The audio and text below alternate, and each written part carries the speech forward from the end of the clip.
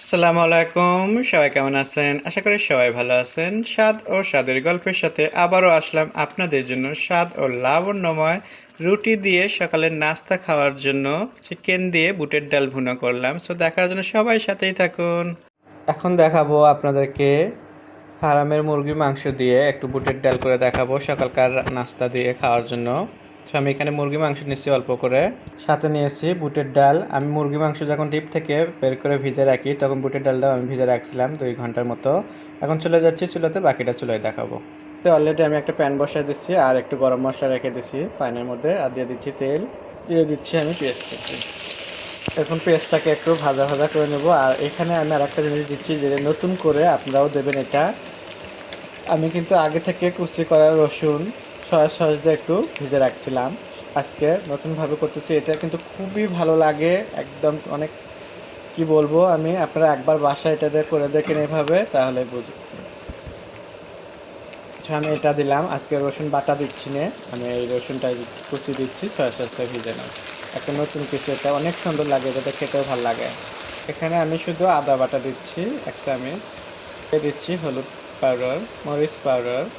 ভালো করে এখন আমি পেঁয়াজ মরিচ মেখে নিচ্ছি, এভাবে মিশে নিচ্ছি, দেখতেই পাচ্ছেন। আমি কিন্তু সবসময় আপনাদের জন্য নতুন নতুন ভিডিও নিয়ে আসি, আর স্বাদ ও লাবণ্যময়। আজকের ভিডিওটা আপনাদের ভালো লাগবে, একবার বাসায় এভাবে রান্না করে দেখবেন। মশলাটা যখন কষানো হয়ে যাবে তখন দিয়ে দিতে হবে কেটে রাখা ধুয়ে রাখা চিকেন। আমি এখানে দিয়ে দিচ্ছি চিকেনটা দিয়ে আমি ভালো করে এখন মিশে নেব মশলার সাথে। ভালোভাবে চিকেনটা মিশানোর পরে আমি এখন একটু দিয়ে দিচ্ছি ঢাকনা, কিছুক্ষণ ঢাকনা দিয়ে আমি এটাকে একটু রান্না করে নেবো, কারণ এখানে আমি এক্সট্রা পানি এখন দিচ্ছি না। ঢাকনাটা তুলে আমি মাছটাতে একটু নাড়াচাড়া দিয়ে নিচ্ছি। আর এটার জন্য করে আমি একটা টমেটো কেটে নিচ্ছি ছোটো দেখে, এই টমেটোটা এখন আমি অ্যাড করে দেবো, কারণ এটা লাস্টে না, এটা আসলে শুরুতেই দিতে হয়। টমেটোটা শুরুতে দিলে একবারে ভালোভাবে এটাকে একদম গলে মাংসের মধ্যে এটা ঢুকে যাবে স্বাদটা। তো এই জন্য করে এটা শুরুতেই দিতে হবে টমেটোটা। তো আমি দিয়ে দিলাম, দিয়ে আমি এটাকে আবারও একটু ঢেকে দেবো 2 মিনিটের জন্য। চিকেনটা যখন কষানো হয়ে যাবে খুব ভালোভাবে, তখন দিয়ে দিতে হবে বুটের ডাল। বুটের ডাল কিন্তু আমি আগে থেকে ভেজে রাখা, কিন্তু আমি সেদ্ধ করা নিইনি, একই সাথে আমি দিয়ে ভালোভাবে কষে নিয়ে এটাকে আমি এখানে মুরগির সাথে রান্না করে নেব। একদমই আলাদা করে সেদ্ধ করার আমি একদম দরকার মনে করিনি, কারণ আমি মুরগিটা কষা নিয়ে মুরগির সাথে এটাকেও কষা নিয়ে আমি একসাথে রান্না করে নিচ্ছি। আর এখানে কিন্তু আমি লবণ দিইনি, সে তো দেখতেই পাচ্ছেন, কারণ সয়া সসে কিন্তু অনেক লবণ থাকে, সেজন্য করে আমি যেমন এখন টেস্টের উপর দেখে আমি এটাকে লবণ দিয়ে দেবো এখানে উপকরণ। এখন আমি এখানে সামান্য লবণ দিয়ে দিচ্ছি, লবণ দিয়ে ভালো করে আমি এখন মিশিয়ে নিচ্ছি এটাকে এখন কিন্তু আমি আবারও ঢাকনা দিয়ে 2 মিনিট এটা ভালোভাবে কষায় নেব আমি চিকেনের সাথে।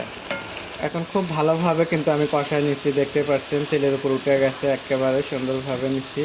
এখন আমি এখানে এটা রান্নার জন্য গরম পানি অ্যাড করে দেবো, গরম পানি দিয়ে দিলাম গরম পানি। এখন এই গরম পানি দিয়ে আমি 6 থেকে 7 মিনিট এটাকে আমি ভালোভাবে রান্না করে নেব। আর এই ফাঁকে এটাতে খাওয়ার জন্য হাতে বানানো রুটি বানাবো, লাল আটার রুটি।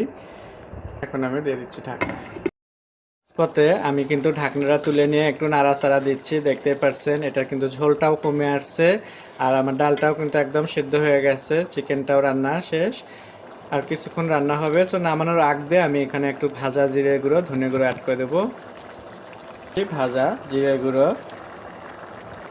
অ্যান্ড এটা হলো জিরে গুঁড়ো, ওটা দিচ্ছি ধনের গুঁড়ো, দুটাই ভাজা দেখে আমি একটু লাস্টে দিলাম। যদি কাঁচা হইতো পাউডারটা তাহলে আমি শুরুতেই দিয়ে দিতাম মশলা কষানোর সাথে। সো যেহেতু দেখলাম যে ভাজা, সো লাস্টে দিলে কিন্তু এটা সুন্দর একটা স্মাইল আসে আর খেতেও স্বাদ লাগে, সেই জন্য করে দিলাম। আর আমার বুটের ডালটা কিন্তু হয়ে গেছে চিকেন দিয়ে, এটা আর আমি 2 মিনিট ঢাকনা দিয়ে রেখে দেবো, দিয়ে অফ করে দেবো। আশা করি আপনাদের ভালো লাগবে।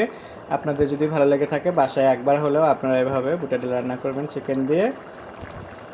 নতুন নতুন ভিডিও দেখার জন্য সবাই আমার সাথেই থাকবেন, আমার ফেসবুক পেজে ইউটিউব চ্যানেলে সাবস্ক্রাইব করে রাখবেন।